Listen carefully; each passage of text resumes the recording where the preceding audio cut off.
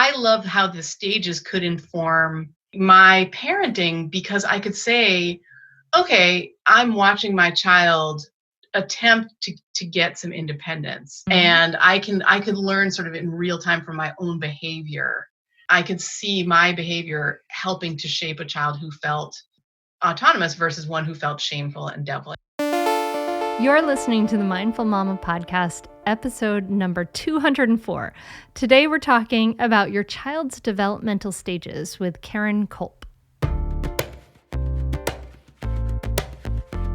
Welcome to the Mindful Mama podcast. Here it's about becoming a less irritable, more joyful parent. At Mindful Mama, we know that you cannot give what you do not have. And when you have calm and peace within, then you can give it to your children. I'm your host, Hunter Clark-Field's Mindful Mama mentor. I help smart, thoughtful parents stay calm so they can have strong, connected relationships with their children. I've been practicing mindfulness for over 20 years. I'm the creator of the Mindful Parenting membership, and I'm the author of Raising Good Humans, a mindful guide to breaking the cycle of reactive parenting and raising kind, confident kids. Welcome back, my friend, or a special welcome to you if you are brand new. I'm so happy you are here. In just a moment, I'm going to be sitting down with Karen Kolp, who is a child development expert, a parent coach, and author, and the host of the We Turned Out Okay podcast. And she is a wonderful, wonderful person, and we have so much fun. And we are going to be talking about children's developmental stages, and even the stage that many of us adults are in. And I want to give a quick trigger warning that we also discuss her experience of abuse as a child and how that shaped her path.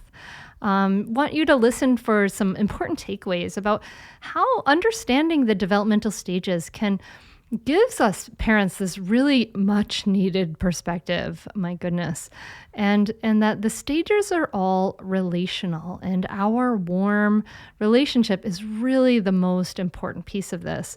And we also talk about ways to protect your child from abuse situations. So this is a very powerful episode. I know you are going to learn a lot. And we do have a lot of fun too. So before we dive into this episode, I want to let you know that the Mindful Parenting membership is at the time of this is open, and we are going to be open for a few days. If you would like to join, go to mindfulparentingcourse.com, and it is transformational. You get to be surrounded by people from all around the world who are transforming their parenting. It makes a huge, huge difference to know that you are not alone, to get professional help at your fingertips all the time, to walk through the proven stages of the course, and to join the tribe. It is so, so powerful. We have ways for you to join where you can be a lifetime member. That's the most popular way people join. They become a lifetime member and really dive into the work and learn it again and again in all the different ways. We have so many opportunities to practice, as I say. So if you want to learn more, you want to be part of it, go to mindfulparentingcourse.com, and I know that you won't regret it. Okay, so let's dive into this conversation. Join me in talking about your child's developmental stages with Karen Kolp. Karen, thank you so much for coming on the Mindful Mama podcast. Oh, I'm so glad to be here. Thank you very much for inviting me. I am so glad to have you here, and I had so much fun talking to you on We Turned Out Okay, your amazing podcast, and you asked me a really weird question to start. Do you remember? I do remember. It was the first time I'd ever done that for anyone, and it worked really well, I thought, All right, so here it comes right back at you. My own medicine. Yes. I don't think I could ask this question to anyone else, so I figure I'm going to take up the opportunity. So What did your childhood smell like, Karen? Oh, my childhood smelled like some really interesting things, and indoors and outdoors. So I feel like a lot of my childhood memories are outdoor type ones. So the lawn, running around on cut grass is one that, like, if I smell cut grass coming in through the windows, I'm like, oh, that's so good. And we used to have a bunch of woods behind us. The town forest was right behind us. And so there's all the sort of, there was a brook running through it. So there was skunk cabbage, and sometimes you get a little bit of that. But most often, that was only really in spring, I noticed that. Most often you just get this cool smell from like the brook itself. You could smell fresh water. And again, to this day, if I'm near a river or something where there's a really good smell of fresh water, I'm like, oh, it just transports me back to my childhood. And then indoors, I was raised in an Italian family, so I've got a lot of like really good sort of food memories. One of our favorite things was my mom or my grandmother sometimes would make spaghetti and meatballs, just the most famous spaghetti and meatballs that oh God, it's just so, I can almost taste it now. I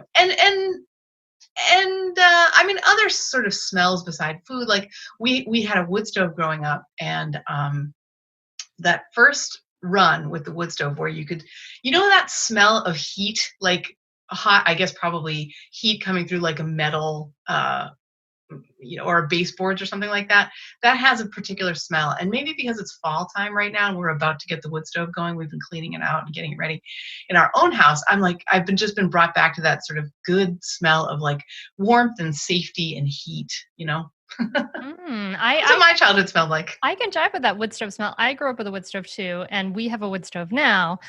And I have to say, as a current wood stove user, I don't want to like break your like rosy glow of your childhood, but that first burn is usually like the dust, like burning off the top of it. It could. It's actually a little gross personally to me, but well, as the person who this year was like one of the first years I've done this, but I was officially the wielder of the shop vac this year. And I know my husband does this every year, but it was my job to clean off the inside and outside. We suck out all the old ash. My husband takes out the bricks. He actually cleans the chimney himself. Like he climbs up on the roof, and we have this thing that he attaches to like a drill that like, it's like a steel brush that you keep adding on lengths. I'm using my hands, not that you can see it.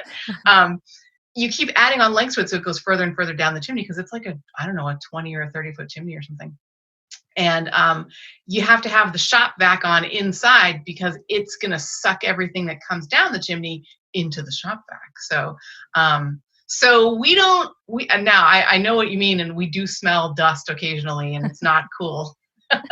If we take it, if it's too long between vacuumings or something like that. But that's one thing that we don't have in our house is a lot of wood stove dust. So. Well, I'm sure all the other wood stove listeners are like, yeah, I can totally relate to this. But I imagine that for the majority of the listeners are like, they're like, wood stoves, what's going on, guys? This is a parenting podcast. So I really brought you on here to talk to you about your parenting knowledge and to pick your brain about kids and childhood stages and your ninja parenting tactics, because you have a master's in child education and child development, and you've written books about it, multiple books. So before we dive into some of the questions I have for you there, what drew you to learning about child development in particular? So many things. I think, not to get too heavy, but one of the major drivers for me in choosing to be a teacher was I myself was molested as a child, and again, we can get into it if you want to. This might take our conversation in a different direction, and I can reference some other podcasts where I've talked about it if you don't want to. But I was sexually abused when I was 7 by a distant relative in my own house. And it so profoundly affected me that when I grew up, I wanted to make sure that I wanted to try and keep others safe, I think is really where it started.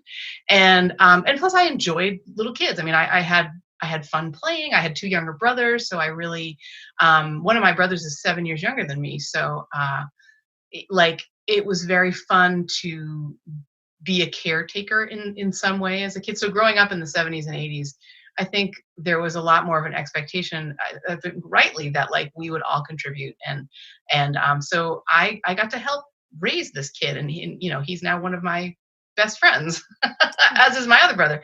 But like so it was never too far away, the idea of teaching.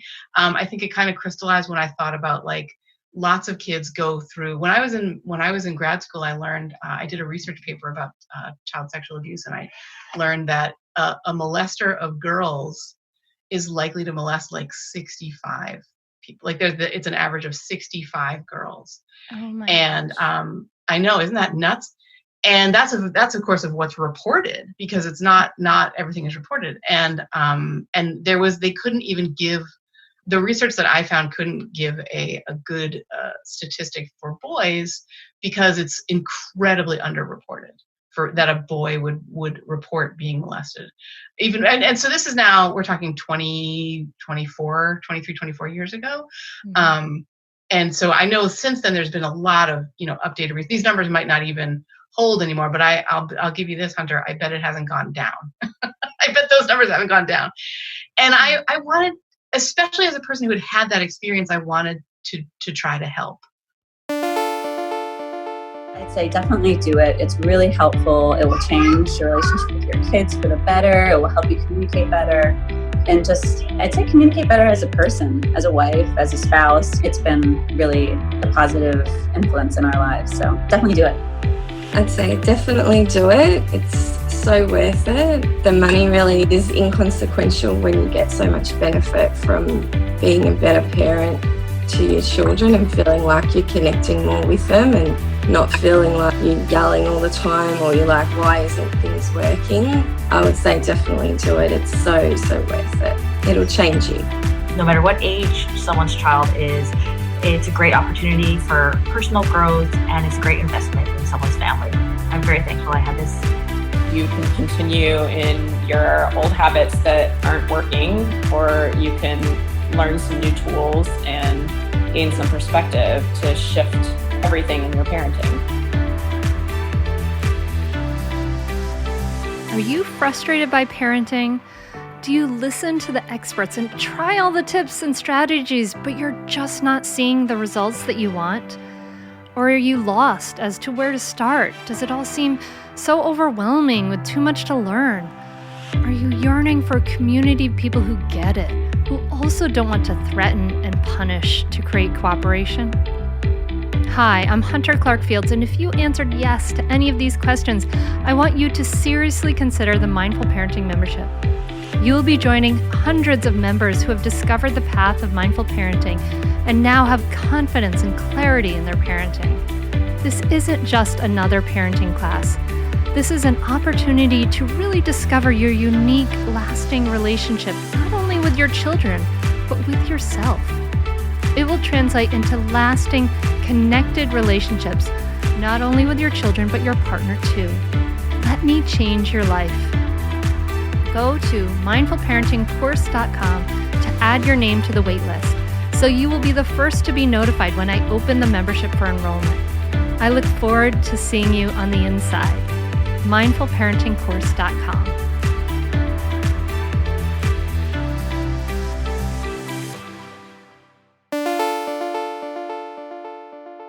Oh, wow, Karen. I'm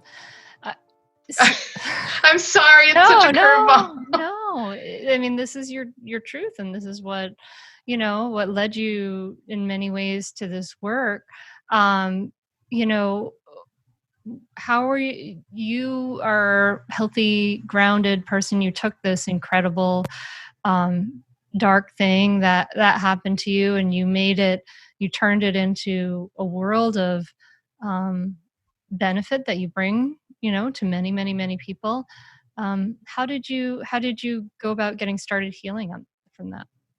It was a really long process. I actually, when I was 7, he threatened my life at the end of this. He said, if you ever tell anybody about this, I'll kill you. And I took that seriously, and I actually put it out of my mind for between 7 and 12. So I didn't see him again until I was 12.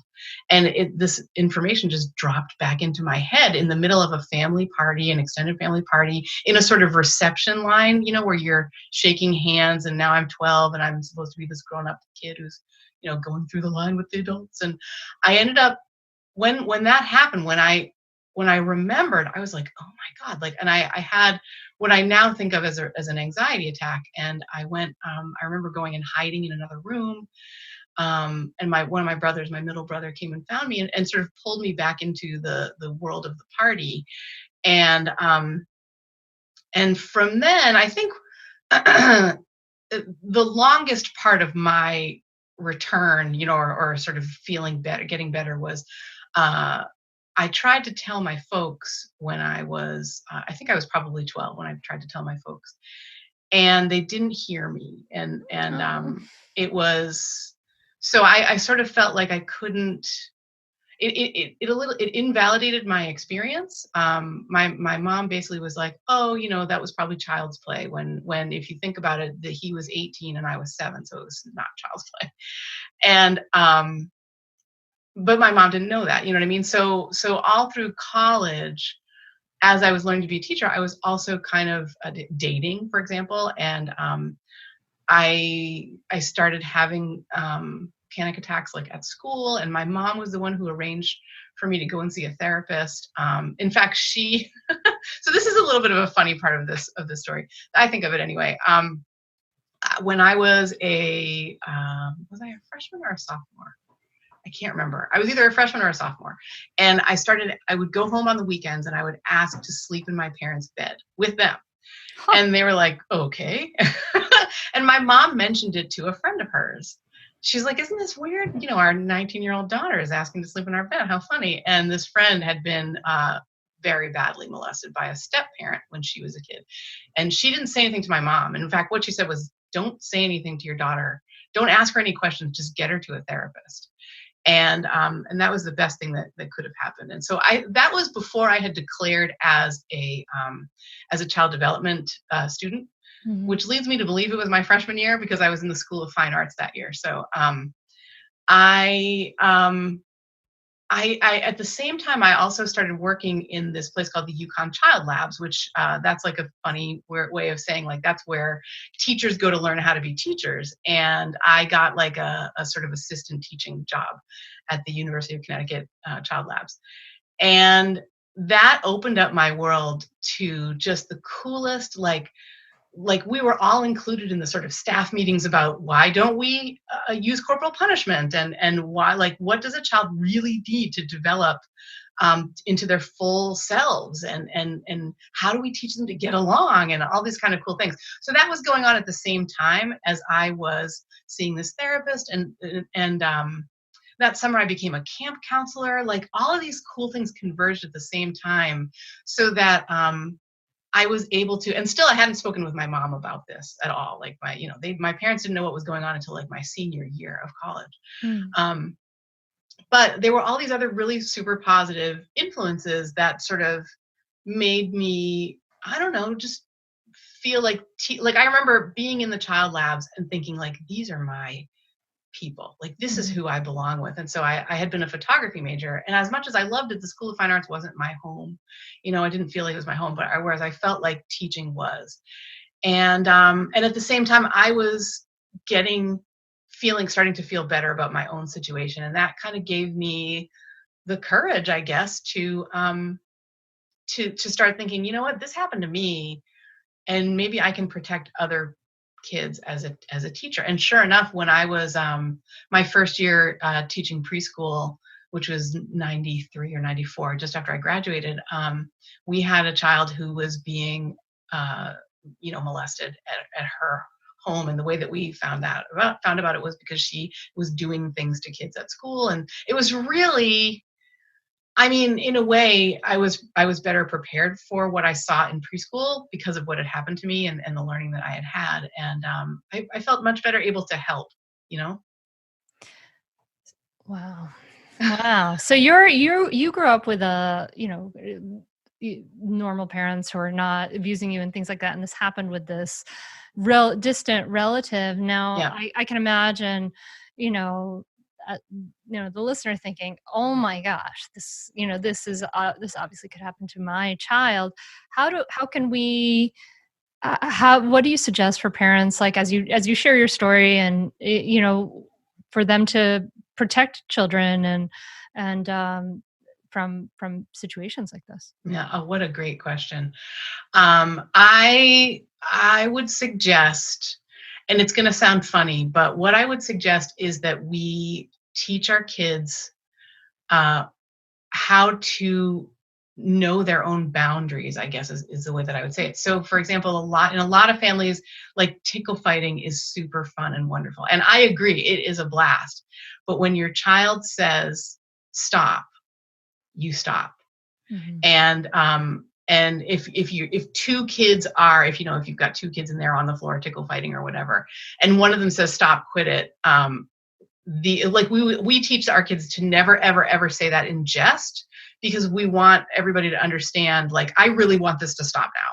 Mm. And I feel like had I had that kind of knowledge, I would have, I remember sort of feeling like, this is weird, I'm not sure, but I didn't feel comfortable. This was an adult. I didn't feel comfortable getting out of that situation in any way. And so because the thing is, we don't want to scare our kids, right? We don't want to tell them, like, when our kids were growing up, they're now 19 and 15. And when they were, put it this way, when my first child was 7, I had to sort of go through the healing process again, almost. Mhm. And this, it sort of added a layer of, like, who can I trust? I really worried about that. Whenever he was out of my husband's sight or my sight, like, who can we trust?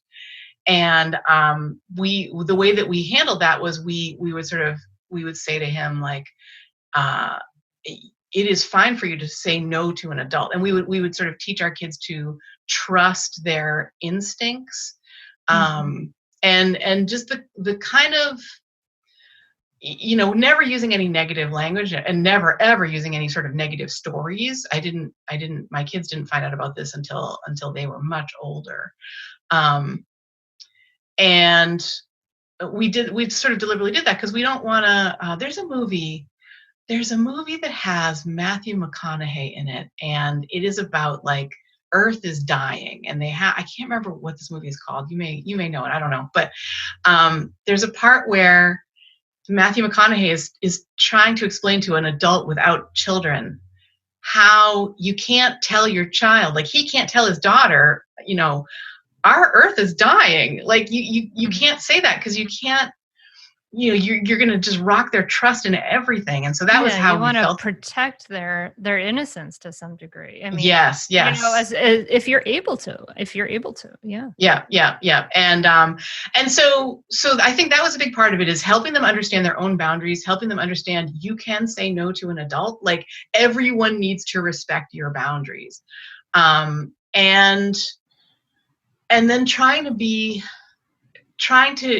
be serious and open with them about, like, body parts and stuff like that. So in the past, it had been very common for generations to sort of say, like, to use, I don't know, silly words to describe, private parts or whatever. Like your hoo-hoo or something. Exactly. Your cookie. Oh, yes. Oy. Yes. And so we really worked hard to not do that, like to sort of teach them to say, this is my penis is hurting, or something like that, so that if something happened, they could say, like, it wouldn't be sort of a charged situation. They could say to us, and they've never had to, but they could say to us, this person touched me on my ex. You know what I mean? Like, so they would have language, because a lot of the problem for me was I didn't have language. I didn't know that, these are just things that aren't talked about. And so to try and break through that barrier, and know that, like, everything, I really feel like this does get back into the developmental stages, because kids are born with a desire to make meaning, which we often don't kind of consider. When it's 3 a.m. and they've been crying for 4 hours, it's really hard to think about the meaning that they're trying to make. But at the same time, they are also born without any knowledge of like what could happen, any knowledge of sort of reality. So they live in this real magical reality. Even if you think about like fear of the dark or something like that, like they don't know. We can reassure them as much as we want that there's nothing in the closet, but they don't know that. And so to try and give them real language to describe their fears and to validate their concerns. I think one of the toughest things for me was I was basically told, oh, that was probably just child's play. That wasn't a real problem. And I'm saying that in a disparaging way, but it wasn't said that to me that way. As you said, my parents are great. I really feel like I kind of won the parenting lottery, in the sense that they're fantastic parents. They just didn't hear this. This was something that wasn't on their radar. And I feel like if I had had better words to describe it, it might have been, it might have been able to be resolved a little bit more quickly. So give our kids better language, and listener, you can go back to some previous episodes. We had that with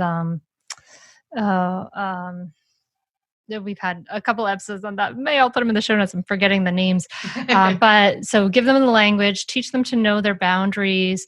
And kind of the overall kind of thing I'm hearing is listen to your kids. Don't just dismiss them. And it's interesting because I've been talking about this and in mindful parenting. It's like part of what we tend to do, even just reflexively with little things, is dismiss our kids. A kid comes crying with something raw, a little boo-boo on the playground. We're like, oh, it's fine. Don't worry, you're fine. But that's really dismissing them. And if we can say, oh, wow, that hurts. If we can listen and see their problems as real problems, at least to them, even if it doesn't feel like a huge problem that Minecraft is down, whatever it is. To them it is, right? It is, yeah. So to them it is. So let's take them seriously. Let's give our kids some respect.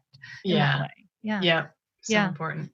So you mentioned, and I want to kind of go into a little bit of the developmental stages. Do you have kind of can you offer kind of like a broad outline of the developmental stages? Absolutely. So I think I would start off by saying that the developmental stages that I learned were created by Erik Erikson. I think he created them sort of in the 50s. I feel like 50s and 60s. That's the one, like, so far as I know, these are still the sort of standard, like, this is how we teach child development, right? Hunter, does that sound right to you? That is sounding right to me. Okay. So what I love about Erik, I actually did a little bit of a deep dive into Erik Erikson in my most recent book, which is called Educating Happy Kids. And I didn't expect to. I basically thought, I'm going to tell people about the stages. And then I needed to find out, like, when was Erik Erikson born? When did he die? Like, I needed to sort of hear about, like, when he lived so that I could relate these to, I could basically give people dates. And I found that this blew my mind. So Erik Erikson didn't come by these ways of understanding human development accidentally. He lived a really interesting life as he was forming, as his identity was being formed. So he was born of a wealthy woman in the Netherlands, out of wedlock, and in fact, his biological father, is not known to history. Huh. And when she had him, she left the Netherlands and she moved to Germany, and so he is this big blonde Dutch kid and she, I believe, married a Jewish man who raised Erik as his son. So they live in a Jewish part of the city that they lived in, and he attended Jewish school. And so he's the only big blonde kid in a sea of kids who all look very different from him. And so he didn't feel at home in any place because he was sort of made fun of in school for the way that he looked. And he was made fun of, by his Dutch relatives for sort of being Jewish. Like, there was a whole cultural identity problem that he had. And as he grew up, it was put it this way, it was no surprise to me that he is the guy who found these, because he really wanted to find out, how did I get here? Like, why am I this way? Why do I have these thoughts and these beliefs and these ideas? And one last little thought that blows my mind every time I think of it. He as an adult decided to give himself the last name of Erickson. Like that wasn't his Yeah, I was father's wondering name. about that. Isn't that interesting? Yeah. Yeah. So he chose that because he said to me, what that says is Erik Erikson said, I am who I believe I am, you know, and I'm secure in that. So I think for listeners, the stages that are going to sort of matter most to you are at least when we start thinking about them, are the younger stages, right? So everybody is born, and when we are born, we have this, in each stage, I love this too, each stage has sort of a positive resolution or a negative resolution. So the first stage is called basic trust versus mistrust. And that is when a baby, an infant, discovers, can I trust that the people looking after me are going to honor my needs? Like, are they going to pick me up when I'm crying? Are they going to comfort me when I'm sad? Or are they going to feed me when I'm hungry? Are they going to keep me clean? Are they going to do the things that will make me feel better? And that's so crucial to our human development. And I think a lot of times that's overlooked because we don't think of babies, newborns, as sort of thinking beings. You know what I mean? Mm-hmm. Yeah, we just think of them as these sort of blank slates. And this is where all that sort of attachment theory comes in, because if they're securely attached, if your needs are met and you're feeling comforted, you're feeling held, you're like, okay, I can basically trust the universe. Yeah.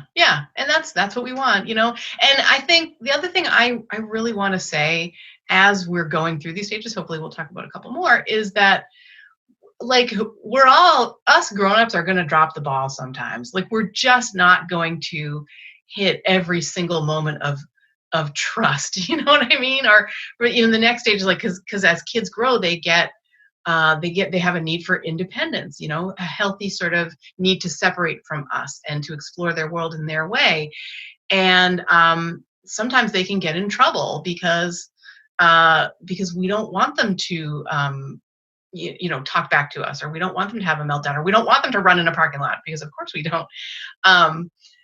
And there are going to be times where we slip up and we shout, or we say something hurtful, or our child is crying for 15 minutes and we haven't been able to address it because something else is going on in our lives. Like things like that will happen. And I try to counsel what we need to do is forgive ourselves for them and try to do better next time.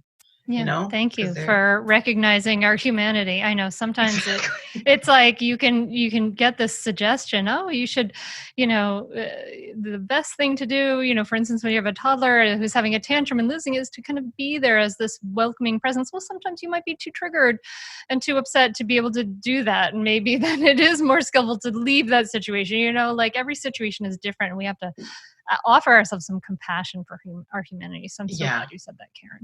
Yeah. That's so important. Do you want me to sort of move on? But trust versus mistrust. About how old is that? That's babies, like infants, that's babies, and then 0 to 1. 0 to 1. All right. So then we get into. Yes, some of the more, I feel like these are the more fun. This is my wheelhouse, the next couple. So autonomy versus shame and doubt. This is the toddler years, so 1 to 2-ish. And of course, they're very variable. Yeah. Some kids are going to be in these stages for longer or shorter than others, but these are sort of a basic, rundown. So autonomy versus shame and doubt. This is where our kids they're either going to resolve this feeling like, I have some independence. I can go and explore this bunch of blocks, or I can put my hands in this Play-Doh and it's going to be cool, right? And the shame and doubt comes in when if we are too heavy-handed in discipline, for example. If I even hesitate to say that, because I don't want somebody to feel like I can't stop my child from doing something dangerous or whatever. I feel like the way that certainly a teacher figures out how to help kids have like a healthy experience in their classroom is you try to put away all the things that are going to get a kid in trouble. So, and even this can even be like if you have a classroom where there's a runway, where there's like a sort of circular area where kids can run, so we had to, when I was a teacher, we had to change up our classroom a little bit because they could run from like sort of the kitchen area through the computer area, through the circle time area, back through the block area, and back to the kitchen area. And we were like, oh, this is our problem, not their problem. Mm-hmm. And I feel like a lot of autonomy versus shame and doubt can be resolved with some kind of organizational or like mechanical moving piece, like changing something up to the environmental. Thank you. Yeah. So they don't have to, you don't have to be continually saying, hey, quit running. Instead, there's something else either to direct their attention to, or something to something so that they won't get in trouble. Is what we're trying to do with toddlers, is make their world as like trouble-free as possible. There's going to be enough times we have to say no anyway.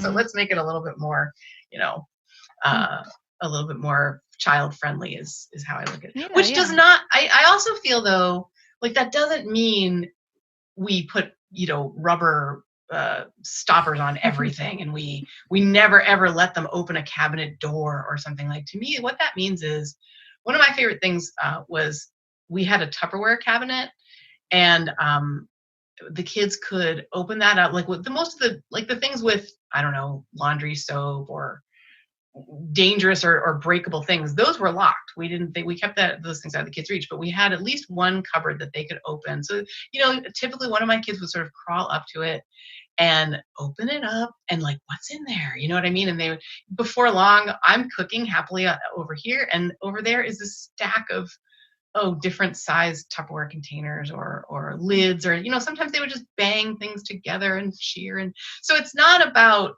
sanitizing their environment to the point where there's nothing for them to do to keep them safe. Mm-hmm. It's more about, what kind of experiences can we give them so that they're gaining some autonomy. They're knowing that they can confidently open that cabinet. And if this one doesn't open, it's because it's locked and I'm going to have to find something else to do.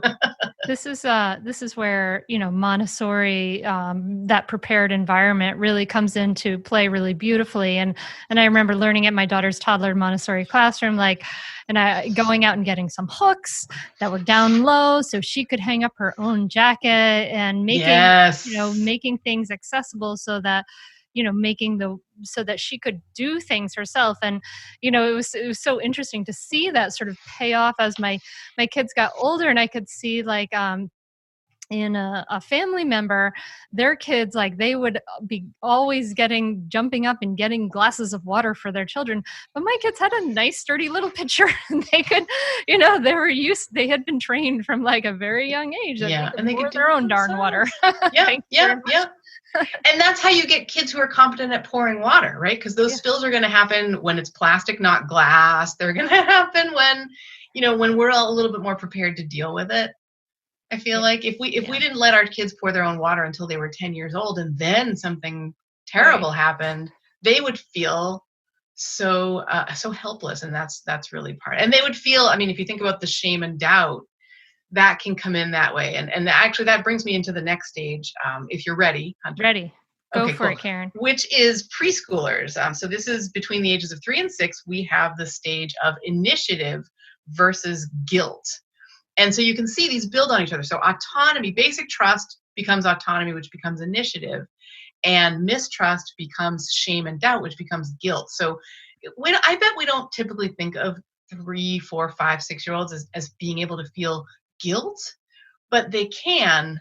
And I guess that's just something to be aware of as we are, trying to help them move through their world. So that, again, what's the next stage up from like your toddler opening a cupboard and playing with what they find in there?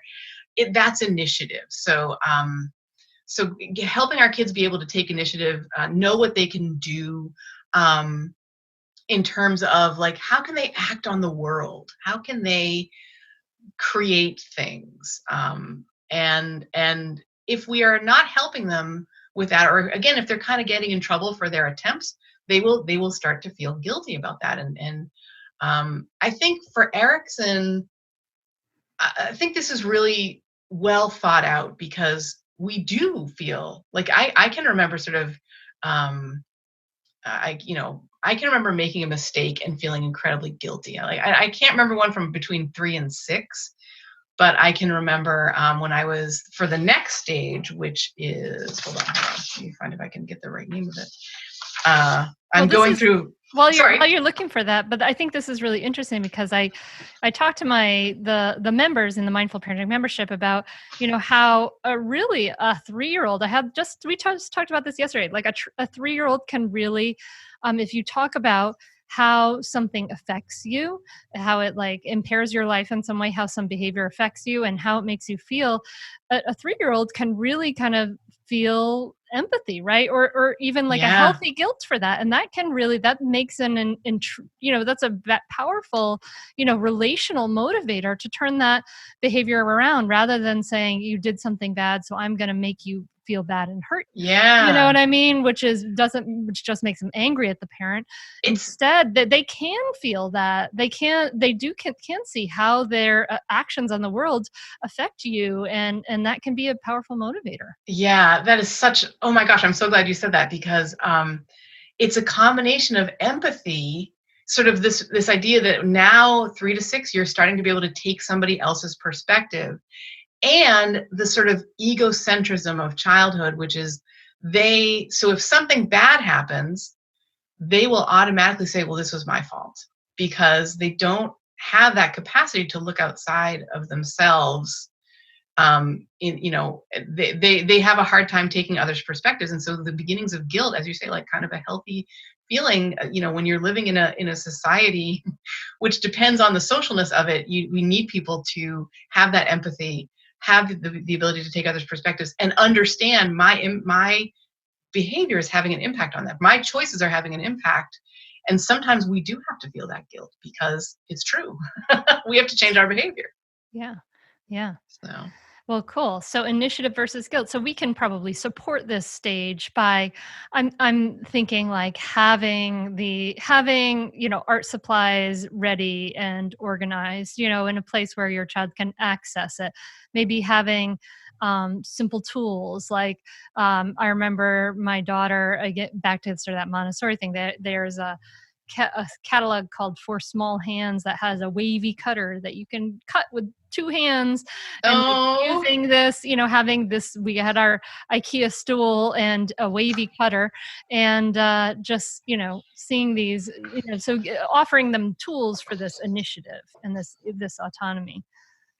Yeah, it's so cool. I have a memory of, we had a stool that a kid we had a stool and we had a little hook on the side of the fridge that held like a smock, and a kid could unfold that stool, put the smock on and climb up, and we taught them, where the warm water was versus where the cold water was. And we have one of those water heaters that you can set so it doesn't go over a certain temperature, so they won't get scalded, but still the water can be really hot. So we would teach them how to run cold water or warm water in the sink and squirt 1 squirt of soap, you know what I mean? And like, they could get up and play with soap bubbles if they wanted to. And like, I just remember the joy, like in their whole body of like, oh, I can do this.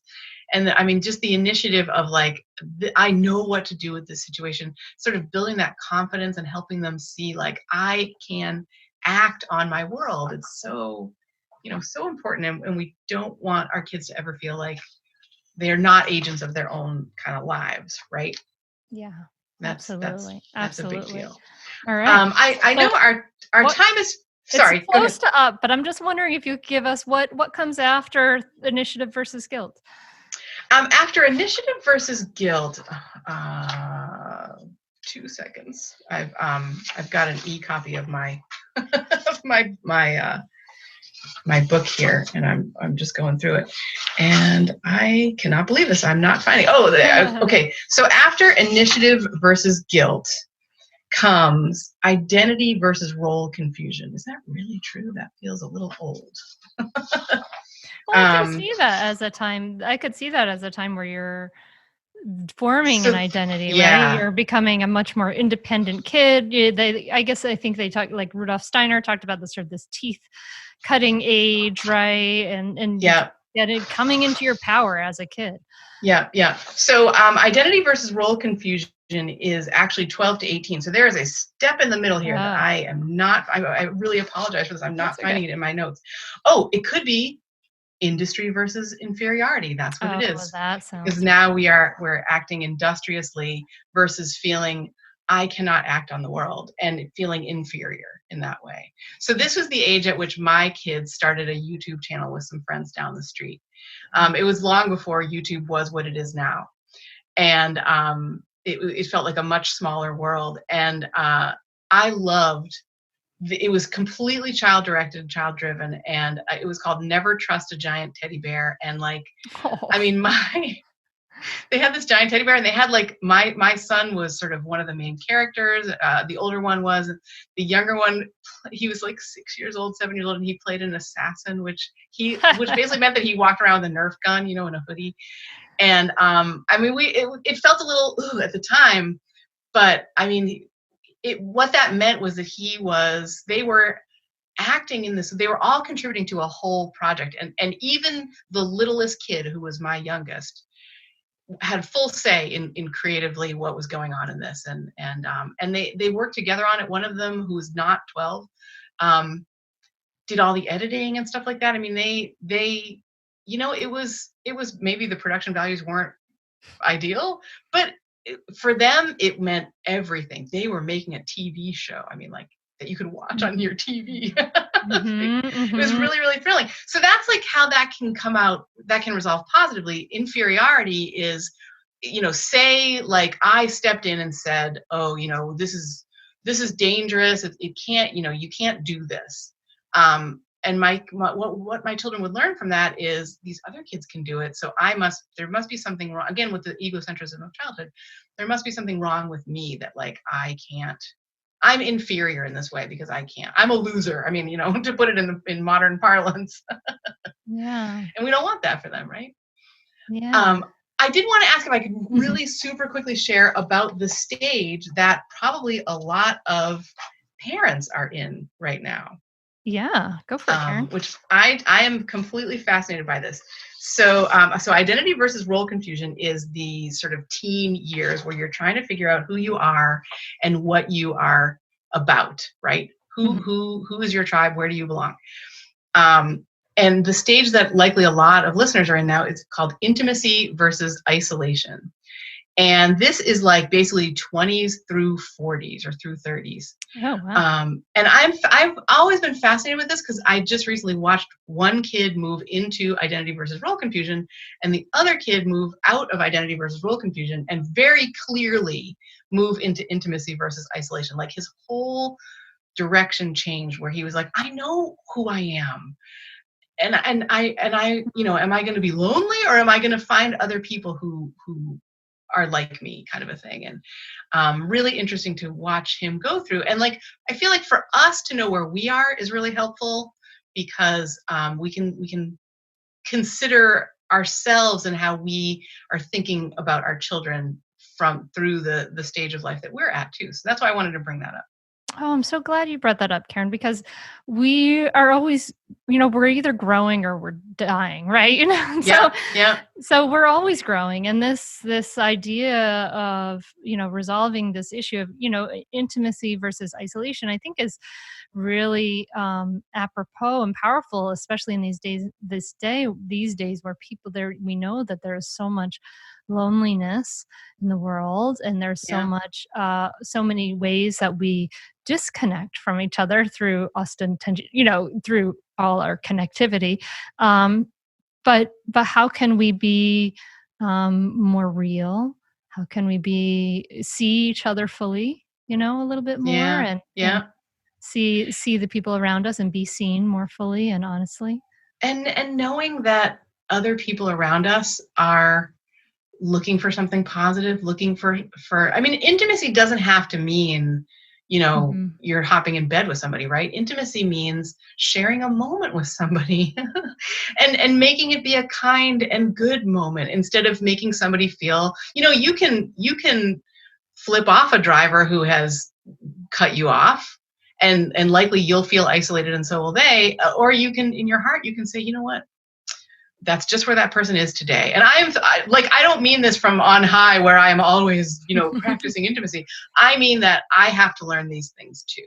And I'm trying to live more of what I want to see in the world. And what I want to see is more good, good connection and less isolation.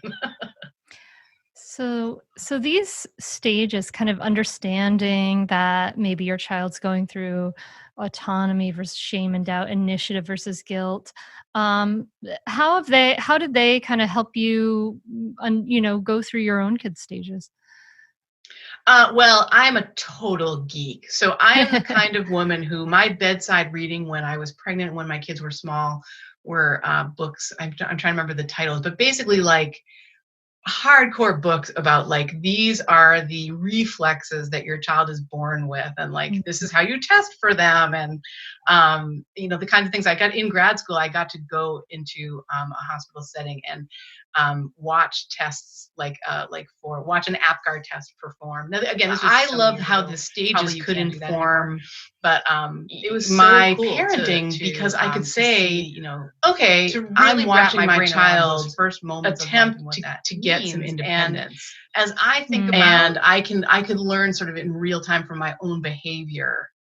I could see my behavior helping to shape a child who felt autonomous versus one who felt shameful and doubtful. And I do remember one particular moment where my oldest, I came down on him really hard. I think he was 3, and he was, I don't even remember. Like, that's the thing. You don't even remember, right? Like, he was doing something that was annoying to me, and I basically was like, you need to stop that right now. And he did immediately.